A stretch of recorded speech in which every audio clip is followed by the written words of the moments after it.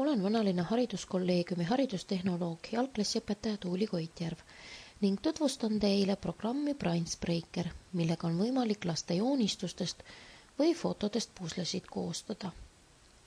Esmalt tuleb aga see programm arvutisse laadida ja seda saate te teha veebiaadressilt www.brainsbreaker.com/download.htm.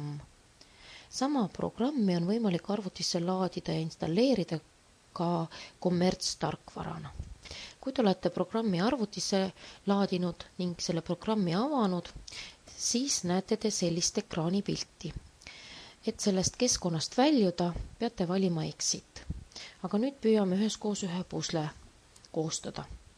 Selleks Create Puzzle. Nüüd tuleb teil otsida oma arvutist üles see foto või joonistust, millest te pusled koostada soovite. Hea oleks see foto varakult valmis otsida ja oma valikus siis kindel olla, et sellest on õpilasel hea ning lihtne ka puslet kokku panna. Ja peale pildi valimist avaneb teile üks teade, mis tähendab, et teil on tegemist piiratud võimalustega vabavaralise programmiga.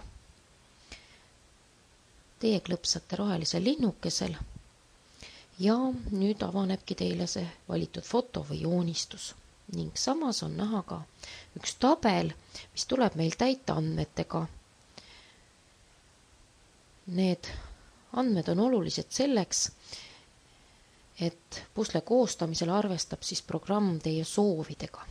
Kõigepealt näiteks mitmest tükist te soovite, et teie pusle koosneks. Mina valisin siin 12 ja samas ka jaotatakse kohe minu valitud foto ka 12 tükiks, et te samas näeksite, milline see pusle siis olla võiks. Paneme sellele puslele ka pealkirja, failile nime. Nüüd on teil võimalik valida, kas õpilane samal ajal, kui ta puslet kokku paneb, näeb kõrval ka abistavat tervikpilti või mitte. Automaatselt see pilt kuvatakse, kui te aga soovite, et seda pilti kõrval ei oleks, siis tuleb teil siia linnuke teha. Meie jätame selle linnukese tegemata ja soovime, et õpilasel oleks abistav pilt kõrval olemas. Meil on võimalik valida ka taust puslele. Valime tausta värvi ja mustri. Ning meil on võimalik jätta ka teade nii mängu algusesse, enne pusle kokkupanemist, õpilasele kui ka mängu lõppedes. Ülemisse kasti kirjutamegi teate või see võib olla juhend, kuidas mängida või mõni küsimus. Kirjutame teate või küsimuse, kes on pildil. Ning mängu lõppedes kuvatakse teade, olid tubli. Siis on võimalik meil valida ka tükkide kuju. Millised tükid võiksid pusles olla. Ja kui me soovime, et ka fotol või joonistusel oleks mingisugune teade, siis on ka see võimalus meil olemas. Meie valime näiteks oma puslele teate oleng on ja kujundame ka teksti. Teksti suuruse ja teksti värvi. Siin on kohe teil ka näha, kuidas ta puslel olema hakkab. Ja et tekst oleks ilusti pildi keskel, klõpsame siia kasti ka linnukese. Siis on ilusti tekst pildi keskel. Ning ongi pusle valmis.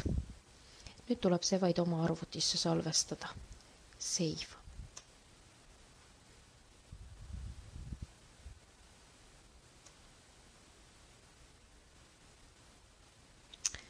Ja saamegi kohe vaadata, kuidas see pusle siis välja näeb ja kuidas seda mängida. Nüüd antakse meile teada, et me saame seda puslet mängida ka nii, et see programm meil endal arvutisse alla laetud installeeritud ei ole. Esmalt näemegi seda teadet, mille me valisime, kes on pildil. Ning ekraani keskel on väikene kast, mis aitab siis meil pusletükke kokku panna. Meil tulevad tükid lohistada nüüd siia kasti ja kui me soovime pusletükke keerata, siis klõpsame hiire paremale klahvile. Siis saame ka neid tükke keerata.